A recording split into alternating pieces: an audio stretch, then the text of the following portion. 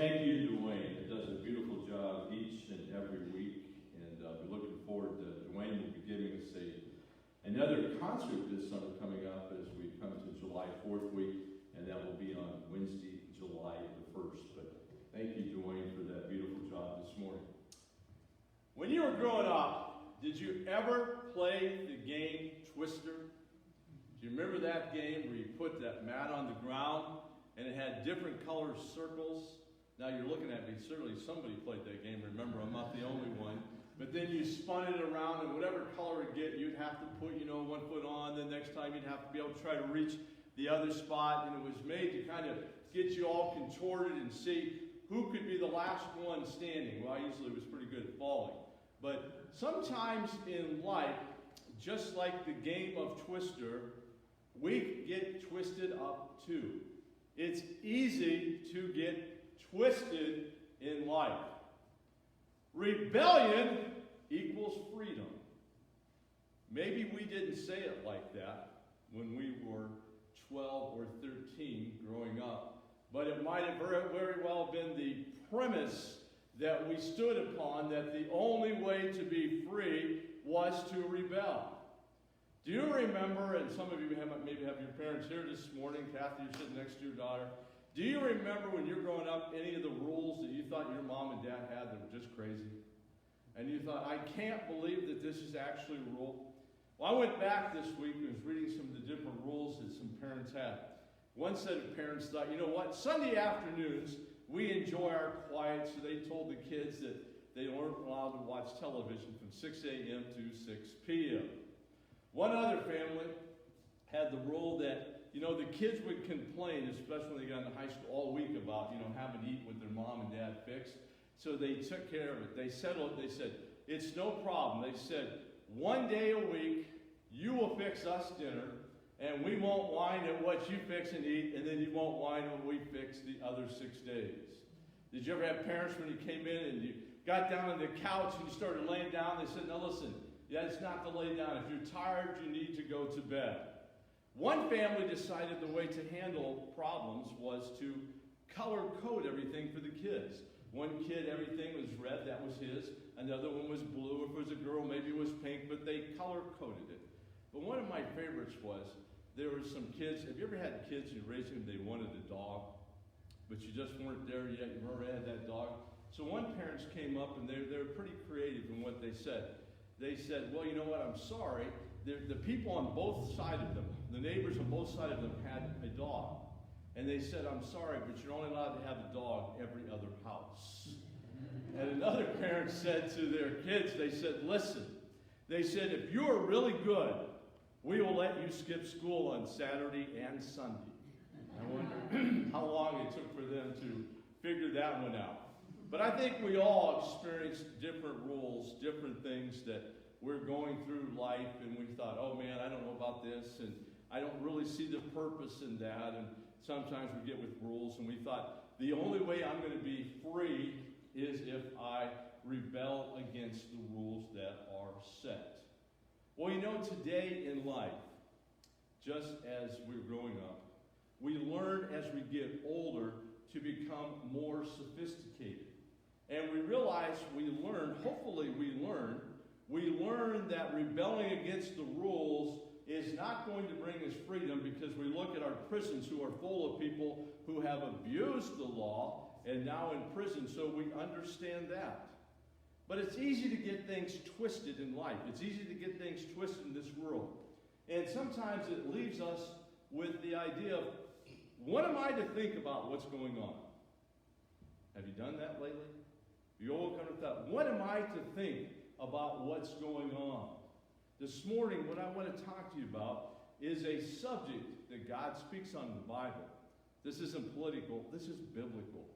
A subject that he speaks about in the Bible, and one that seems to be a challenge to us, even from the time that we're small until the time that we go into adulthood, and that is the subject of authority. Authority. It's hard to understand. And right now, many of us are trying to, process that and try to figure out and say, how do I handle all these things? How do I think about all these things? All the authority. And if you want to talk to anybody, each person will probably have their own different opinion. Well, we're going to talk this morning about the subject of authority, and in a minute look and see what God has to say about authority. The subject of authority. Maybe you think this way. I'm all for it, especially when I'm in authority. I'm all for authority, especially when I am in authority. I like it when people have a positive response to my authority. There was an army sergeant, and he was standing at attention in a parade. And all of a sudden, he started waving back and forth. And his drill sergeant came up to him and he said, Smith, he says, you can't wave right now, you're on duty. And so he stopped waving for a few minutes. Later on, a few minutes later, he looked at it, and there he is, started waving again. He goes, Smith, he goes, did you not understand? He goes, after the parade, I think you and I need to have a heart-to-heart. So after the parade, he went and talked to him and said, don't you realize that you were disobeying an order? He said, aren't you afraid of me? And the sergeant looked at him and said, oh, yes. Or the private citizen looked at him and said, oh, yes. He goes, I'm afraid of you. He goes, but you don't know my mom. So you think, who is in authority, right? Who is in authority? It's like one friend went to her other friend, and she goes, you know what? She said, is your husband hard to please? And she looked at him, she said, you know, I really don't know because I've never tried. So it's like, who is it that is in authority? Sometimes we wrestle with that subject. We wrestle with the battle of who is in authority. Well, we like it when we are in authority. Maybe you're in charge of your home. Maybe at work you're in a position that. Maybe you're over your kids. Maybe it's just your pets that you're in authority on. But you're over somebody. You're over something. And we like authority when people respond positively to our authority. But we go on and we continue to move on that. We look about authority, and we have to look at the situation and say, what is my response, or what is our response to authority? Where does our response to authority begin? Do you know? Back in the Garden of Eden. All the way back in the book of Genesis. That's really where it begins. God gave Adam and Eve, he gave them a command. What did he say? He said, in the Garden of Eden, what? You're not to eat. They had everything in the world they could possibly want. But he said what? You're not to eat of this one tree. And the serpent, the devil, went to eat, and tempted her, said, well, God doesn't just want you to eat of that tree because he knows if you eat of that tree that you'll be as smart as him. And she bought the lie, did she not? And she ate of that tree. Then she gave to her husband Adam, he ate of that tree. And from that descended the whole thing. It all started back down now. We see the process of our response.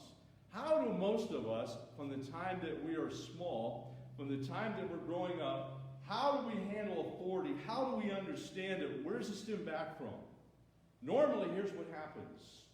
We look at the situation, whatever it may be, and we look at the what in authority. Eve looked and she said, God told her, don't eat of this tree. And so she was asking, okay, what is it that God asked me not to do? He asked me not to eat of this tree. We think about the what most of the time, anytime in authority. We think growing up, we think, well, that rule my mom and dad gave me, that was stupid, that was dumb. Why should I have to follow that? That doesn't make sense. My policy handbook at work, it doesn't make sense. Why do I need to follow that? That's stupid. I don't agree with all those rules. Why do I have to do that? We don't like that. We see rules all the time. When we're driving down the road, we look at a speed limit sign. And have you ever done that? Most of us don't look at it. That's the best way. I didn't see that. You know, we look at it and we think, that's foolish to have that speed limit there. Why do I need to go to that speed? I can handle things myself. I don't need to be told how fast I can drive. We begin to look at what? The what in rules, and we decide and we evaluate if we think that the rule is okay, if we think the rule makes sense. If we evaluate and say, yes, I feel like I can follow this, then we may. But if we look at the rule and we feel like it's foolish or we don't need it, then it's easy to disregard that rule and say, I'm not going to follow it because I don't think it makes sense. And so what happens is we get in the process of evaluating rule by rule. We evaluate the what and say, do I agree with this or do I not agree with this? If I don't agree with this, it's okay to disregard it. I don't need to follow it. I remember years ago, I thought about Amber and Haley this morning, and they would never do this. They're such sweet girls. But I remember when I was in high school, going to a basketball camp down in Tennessee. And I don't know, why do they sell fireworks and they say it's legal to sell them, but then you can't shoot them off? I've never quite figured that one out. So Linda was just in Tennessee and they had to close the state, So we got the fireworks, went down to this basketball camp. We were having a good time, and got the idea. And I thought, you know what? We had some bottle rockets. And we were staying in a college dorm, so I thought, this is really cool. So we had the idea that we would open the window in the college dorm and set the bottle rockets off and fire them out the window. Well, it was really going cool. We were firing them out, and people were walking up and trying to figure out where they were coming from, until I shot one off, and I heard a car squeal, and I shot one and hit the bounce off the tire of a police car. And then I thought, that wasn't that cool of an idea. And I remember running in the room, and all my friends taking off, and I'm still in the room, and door by door, I could hear them going down the hallway until they finally got to mine. They were kind to me and gave me a warning. I don't know about you, but I'm driving on the road. I always like to see the police lights in front of me and not behind me. I don't know about you. But we look at authority, and sometimes we try to figure it out. We look and we say, if I feel that this rule is okay, I may decide to follow it. And we look and we analyze the what. Would you agree? Maybe you're there. We look at it, when it comes to authority, we look at things and we look at the what, and we say, if I agree with it, if I evaluate that it's okay, I might do it. I may follow it just for the simple fact that I want to avoid the consequences of getting caught. But I'm going to evaluate each thing that comes into my life and evaluate and then decide by the what if I want to follow it. Is that the proper way we are to be taught to look at authority? No. God speaks to us in Romans chapter 13, verses 1 to 7. And I want to read you these verses this morning. I hope you'll stay with me. This is a very, very important subject, and one that we are facing in America right now, especially in very difficult, challenging ways that I don't know since I've been born that I have never seen in our country. God addresses this subject of authority. In Romans 13, it says, "Let every soul be subject to the higher powers, for there is no power but of God. The powers that be are ordained of God. Whosoever therefore resisteth the power, resisteth the ordinance of God. And they that resist shall receive to themselves damnation. For rulers are not a terror to good works, but to evil. Wilt thou then be afraid of the power? Do that which is good, and thou shalt have praise of the same. For he is a minister of God to thee for good. But if thou do that which is evil, be afraid, for he beareth not the sword in vain, for he is the minister of God, a revenger, to execute wrath upon him that doeth evil. Wherefore you must needs be subject, not only for wrath, but also for conscience sake.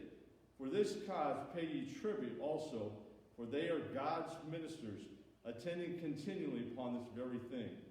Render therefore to all their dues, tribute to all their tribute is due, custom to whom custom, fear to whom fear, honor to whom honor." Now, we get twisted many times by looking at the what at each rule and authority. It's easy to do that. But here we see the twist unmasked. And God explains to us the problem from the very beginning in the Garden of Eden was we get caught on the what instead of the who. We get caught on the what instead of the who. We look at the rules and we evaluate what we want to do by what we evaluate what we see. God says it's not about the what, it's about the who. It's God that spoke and said, you're to obey those, submit yourselves to those authority, because it is God who has put them in that place. Now, I want you to understand the background of when this letter was written. This letter was written by the Apostle Paul to the Romans, to the Christians that were in Rome. I want you to understand that when this letter was written, there was a great time of opposition, a great time of trials. If any of you go back and you remember history, you'll remember that it was the Emperor Nero who was in charge. If you know anything about Nero, you understand that Nero was horrible to Christians. He was horrible. He burned them at the stake. He fed them to the lions. He set the city of Rome and blamed the Christians. It was written during a time when they were facing tremendous persecution, more than you and I could ever dream or want to happen. And God has put a human authority all through time and uses them. He works through good leaders. He works through bad leaders. God works through human authority to achieve his will and get his job done. Sometimes we have good ones, sometimes we have bad ones. When we learn to understand that, it will help us understand history. It will help us understand the world. It will help us understand sometimes why things are going on the way they are when we don't understand them ourselves. God says, I have used them for agents for good. I work through them. You are to submit to them. And when we begin to understand that, we begin to understand more about life that he has used them to work through. Now, let's hit the pause button for a minute. We're to obey authority. When it comes to a point where there is injustice that is done, that needs to be reckoned and needs to be faced. But you know, injustice comes in many different ways. Sometimes it can come through race. Sometimes it can come through poor being oppressed. Sometimes it be crime. Sometimes it's through children. There's oppression in many different ways. And God says in his word that he hates injustice. He does not stand for injustice. If you go to John chapter 3 and verse 16, what does it say? For God so loved, he didn't just say Barberton, he didn't just say Wadsworth, he just didn't say Fury. He said what? God so loved the world. What does that mean? That means that God has loved anyone, and when injustice is done, justice should be carried out and should be taken care of. And that should handle, and that doesn't give excuse for anybody to do anything that's wrong, regardless of what skin color they are, regardless of where they live in the world, regardless of what they do. Injustice is injustice. And justice needs to be served. But helping us understand the basic premise is very important, because we live in a world right now, we live in a country right now, that we have a country that we love, and I still believe it's the greatest country in the world, that is struggling. People don't understand. They don't know what to think. But God says, you know what? I love the world. I loved everyone. But the right thing is not to disobey those in authority. That's not the right way to handle it. That's not the right way to look at it. Because what we've done is we've gone from the what, and we forgot the who. And God says, I am the one who put those leaders in charge. I'm the one who's done that. We begin to forget all those things that take place. We don't like them. It's like the young mother that she had a little boy that was he was difficult to handle. And she was doing her best to discipline him. But he hated to be disciplined, and she hated to do it because every time that she told her young son no, she knew it was going to be a hassle. So finally one day, it was a difficult day and it was rough, and she was trying to discipline.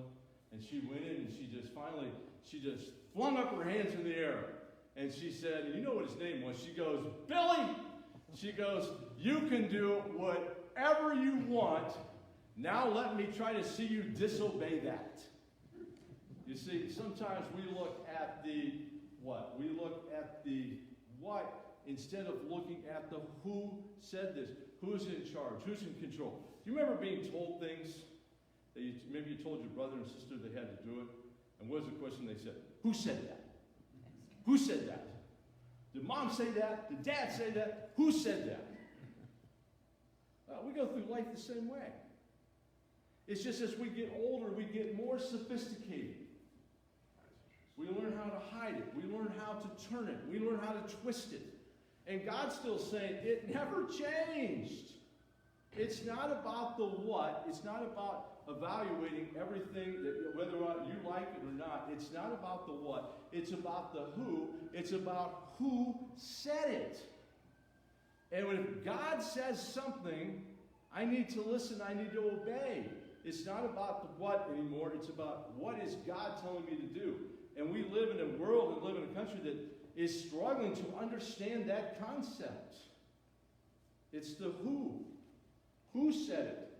And we may not understand it. God works through good leaders. He looks through bad leaders. He's worked through human authority through all time. He will continue until he comes again. He will continue to work through human authority to use it as agents of good. We don't understand how things come together.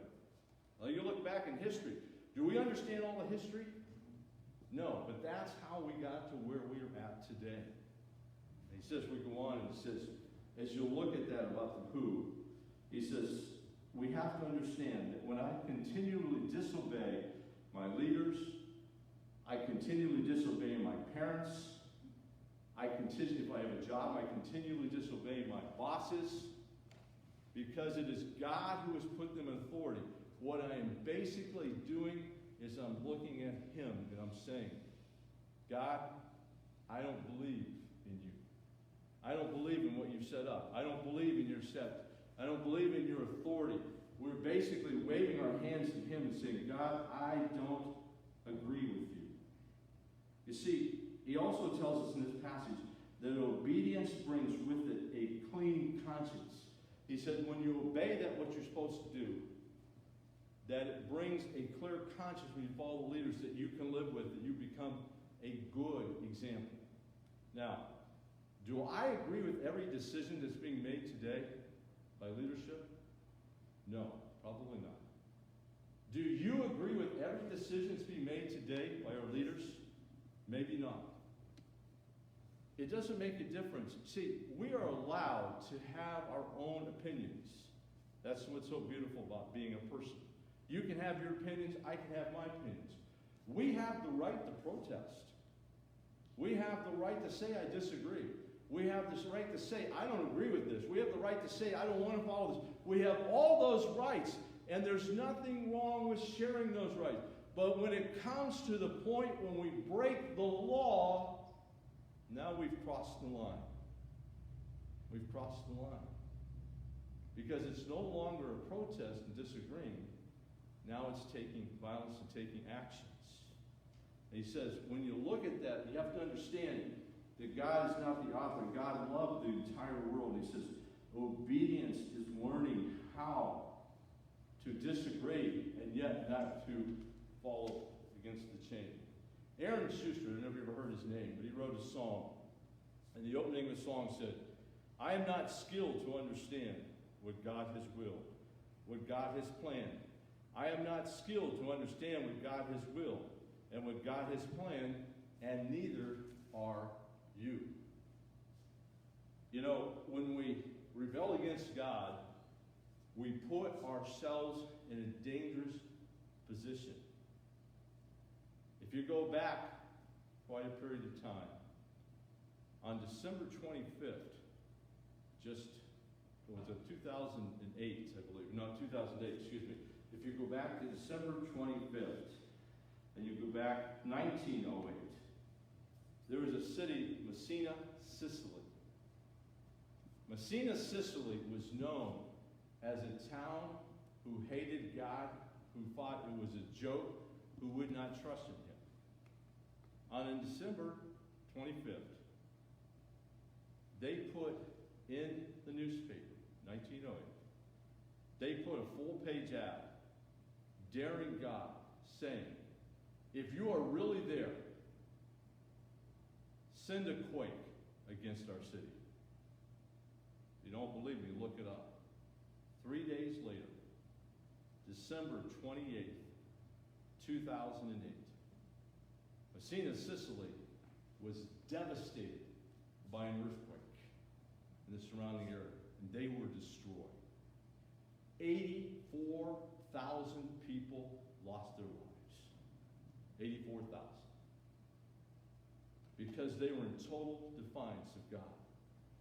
When we put ourselves against Him and we align ourselves against God, we put ourselves in a very dangerous position.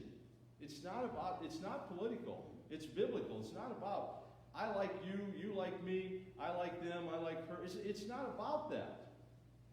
It's about leaders that God has put into authority. When there's injustice, justice needs to be served regardless of what it is, in every way. Not just in one situation. We have injustices around our world, around our country, in a lot of different ways. Trust me. And we need to be fighting for each other instead of fighting against each other. When you go back and God says, let me clear up this mess. Let me clear up those twists of life. As we close this morning, when it comes to authority, when you and I fall for the twist, when we question the what, we almost feel compelled to rebel. I look at everybody else and I say, I'm so caught up in the what. Yes, that's wrong. I'm going to have to rebel with you.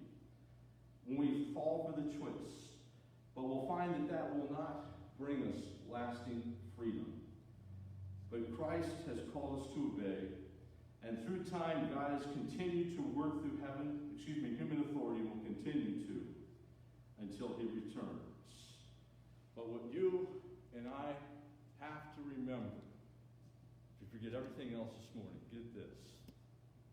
It's not about the what. It's about the who. This morning, come back and pray in just a moment. But Dwayne's going to play for us our closing song this morning, and he's going to pray.